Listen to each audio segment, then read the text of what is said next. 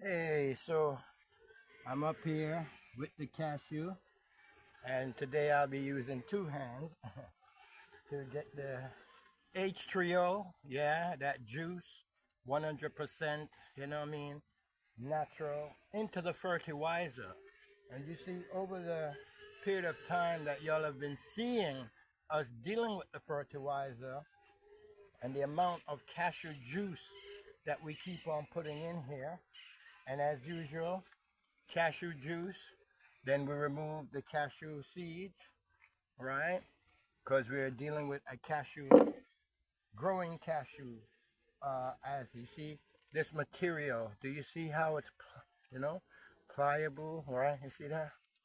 So this right here breaks down even further into the fertilizer. So we're talking about seeds, cashew nuts, cashew juice. Do you see that amount of water? Do you see that amount of H3O, not H2O? You see? See what we're doing here? And this is the base of our fertilizer that you see the liquid we keep on extracting.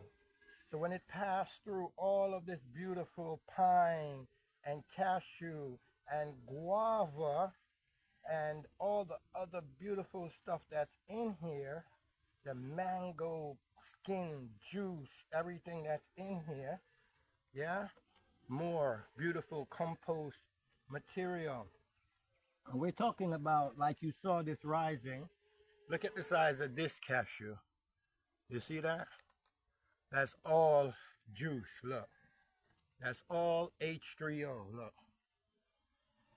I could squeeze this and squeeze it and squeeze it and squeeze it and squeeze it and squeeze it and squeeze it, and my hand can't even get all of that juice out of there. See that? It's still going. You see that? That's why we're so proud of the fertilizer, because we know that it's 100% ITO certified. Yeah? This is what we do. Tomorrow I'll be infusing some OTET apple H3O into the fertilizer.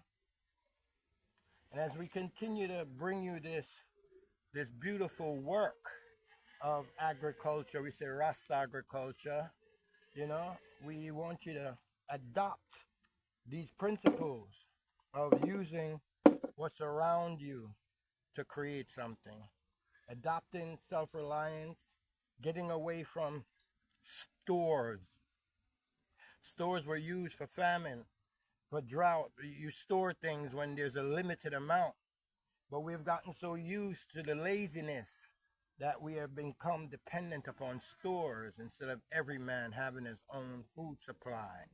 So we must return the items mind and focus on self-reliance. Yeah, I'm telling you, I won't be able to do it all, but I can show you. I also was, blessed to get, the guava.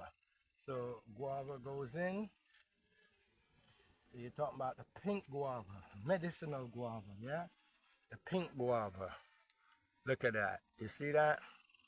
Hope you can see that. So we're talking, like I said, of adding all the things we know that deals with fighting against cancer in the fertilizer, in hopes that it will become part of the stem cell production of the plants that you're planting. So when you eat it, that plant itself will be anti-cancer. It's not something scientifically proven, but it's metaphysically, spiritually registering to Chief Aya Congo. And so I am doing that with that intention that water here's what you're saying. So when I say H3O become a healing property within this production of fertilizer that will go into the plants that is planted, that's why I'm putting you in here, H3O from the cashew plant. Make this a healing food for the plant and a medicinal you know, enhancer to the plant. Yeah. You know, we're kind of lunatics, you know, we're kind of crazy. So we say we do crazy stuff like that. You ever heard of mad genius? So what we're creating here now is a liquid that will feed the plant and turn the plant into a cancer fighting, you know, plant. So when you take it, you see the pink guava, yeah, that's just, you know, a blessing that I was able to go there and find them now at this time. The tree is loaded again. We'll have much more. So we don't run out of the things that we use for the base of the fertilizer, maybe in the mango season and so forth. But if we do all of this during the season, we will have the abundance of these things that we won't run out in any way, you know? Can't run out, because we'll already have, during the season, we'd have picked up every mango, every cashew, plus we'd be growing more cashew trees. You know, we working on one cashew tree, and look at the amount of, you know, fertilizer that it's helping to create. So imagine if we had 50 cashew trees, the amount of fertilizer, liquid, and everything that we would be producing. So, whole heap of cashew seed this rising, man, for whole heap of cashew plant.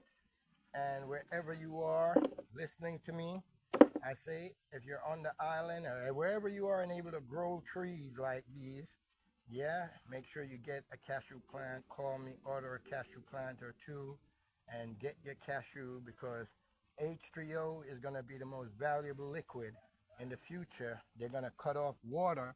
You want to have a plant on your land that can give you some liquid. You know, imagine that. You know, you'll have to be squeezing H3O out of cashew just to survive off a liquid. So these are the things, man. Pineapple and these things carry heavy fluids. We're going to need fluids in the future. Fluids is going to be so expensive.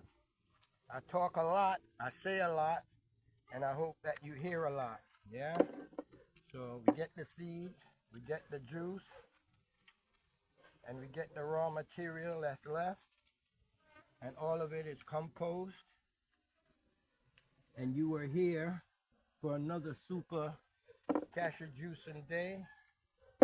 This was another super cashew juicing day. This was even bigger than the other super cashew juicing day, because guess why?